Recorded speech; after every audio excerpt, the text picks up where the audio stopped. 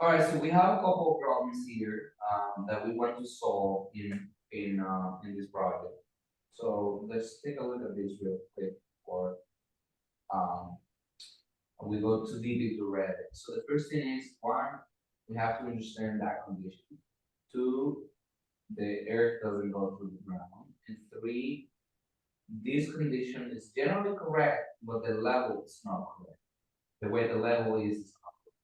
What do I mean by that? Let's start with the top. If you can please zoom into just that corner for me, that would be awesome. Just zoom into that. Yeah, that's fine. That's fine. That's fine. All right. So what we're gonna have is that the first thing is the floor doesn't go through the concrete. So we're gonna establish our concrete right here. That's our concrete top.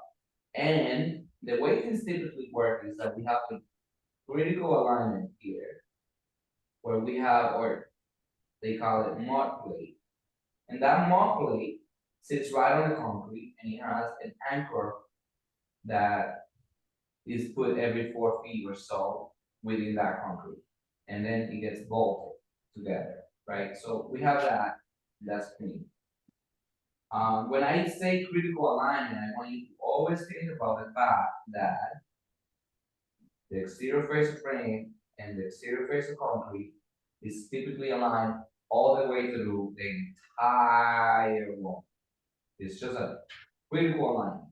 The reason for that critical alignment is because we do not want water to get through, technically.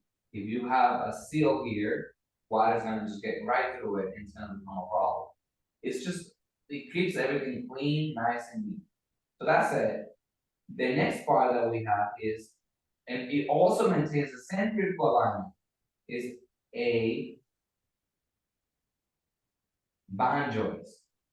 And band joist. By the way, I'm gonna change the color, so we use the same color. By the way, there's consistency. Sorry about that. The band joist goes right around here. And that generally looks good. I'm trying to do it right where your floor is, and that is the beginning of the bar of the structure, right? It's all aligned with the top of the mud seal, or that, yeah, the seal plate that we mentioned, and then our joists get attached to that. That's how our joists begin. Then on top of that goes our subfloor, which in this case we have correct. It's plywood, and that's good. And it looks like that. Then, and that maintains the same critical line that we just talked about. That's respected. It's respected the whole time. Then we have our bottom plate, which is going to be where our walls begin to sit on top of, and that maintains a critical. So that said, you say, well, Darwin, what's going on? Like, I'm not going to be putting my joist right here, floor joist, this high, and then leave a hole in my Revit model because I don't have that memory. So yeah, you're gonna do that. So basically, this is a critical number that we can actually identify. We're always going to have a space from the bottom plate, from the top of the concrete or the bottom of the sill plate to the bottom of our joist of, this is a 2 by something. So it's 1.5 inches. You're always going to have a space between that of 1.5 inches. What you're gonna do is you're gonna drag your layers for your sheeting and your siding in Revit, in Revit, you're gonna drag it down to have a little overlap right here of about half an inch between the sheeting and the concrete. So that's that first thing. That's the first thing that we need to do. We need to make sure that that's clean, that that's clear, that that makes sense. The other thing I want to talk about, and my iPad is not, I completely be able to do more. Let me see if I can clear. I'm trying to clear the schedule. Well, yeah. Yeah, so let's go down now. Actually, before you go down, let's zoom out real quick. Yeah, so that's fine, leave it right. So the other thing I want you to see is the fact that your level represents your floor, and it is at the same level of your floor. But what was first? First is the level. The level's first. Your floor has a relationship with the level. Select this level, select this floor real quick. Select the floor. And so it is saying my floor is sitting where? On the first level. So we always want to have a relationship between one thing and the other. So they always relate to one another. So now let's go down to the bottom of your foundation very quickly and take a look at that relationship and understand whether your slab, your concrete slab, is correct in relationship to the basement level. Go down. May help if you hide the topography. Let's just hide the topography. Okay?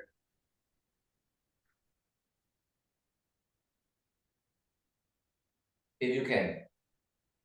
Come over. Hide the topography, please.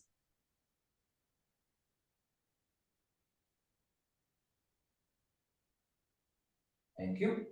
So we're gonna be seeing that we have a problem. This level doesn't have the same relationship with the slab as the level that we have for the other one does. You're like, what do we do? Well, if I was you, I would select my slab, select the slab, please. And we're gonna tell it to sit in the basement, that's correct, but not to have a floating little offset of the basement. Because that level of the basement represents the level where you're supposed to be. So why are we offsetting 4 inches? So go ahead and say 0.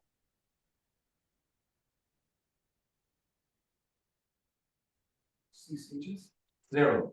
The 1 0. And you're like, well, what's going on, Darwin? Now, apply, please, right here.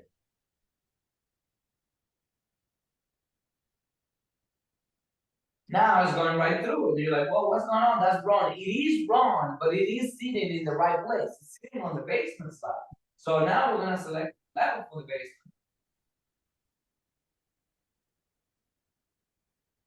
And you can literally move that guy up 4 inches.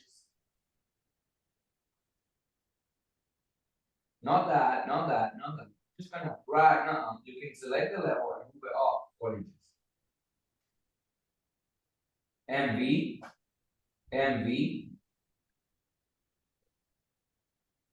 up 4 inches. Oops.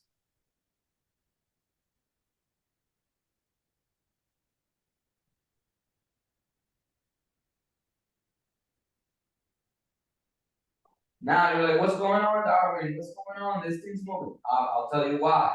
It's because your concrete slab and your footing are related to that.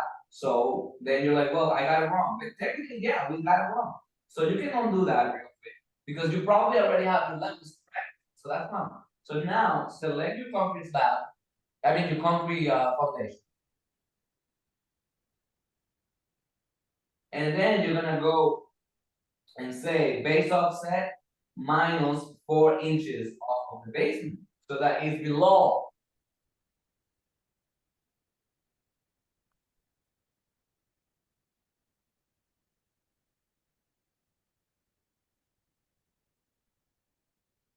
Apply. Wait. And that's how it's supposed to look. You see the relationship? That's exactly how it's supposed to look.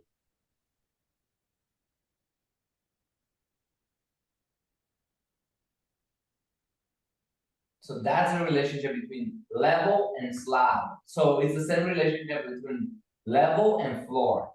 And that's the way it's supposed to look. Then up at the top of your concrete, you're gonna be updating that so that it has an offset from, you could actually just say, you can actually just, sketch it and make it the right dimensions. Let me just go up so that I can explain what I mean.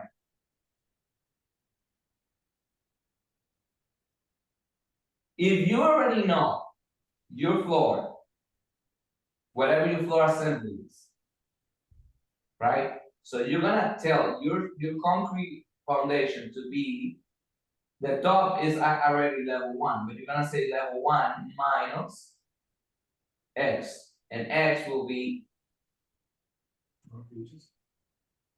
from the top of your sheeting to the bottom of your joist. So you can just take a dimension from here to the bottom of your joist. And whatever that is, that's what you're gonna give it in. Which is the same as saying it's gonna have these right here minus 1.5 inches. Because we gotta leave that space, as we explained before, for your 2i. Make sense? Is this clear? I hope so. So the other thing that's also wrong is the relationship between this floor, actually between the wall and your exterior concrete, because it looks like they're sitting right at the same level, and they shouldn't be. What needs to be at the same level is, so you're like, what do I change? It's like, well, that is existing conditions. Those are correct.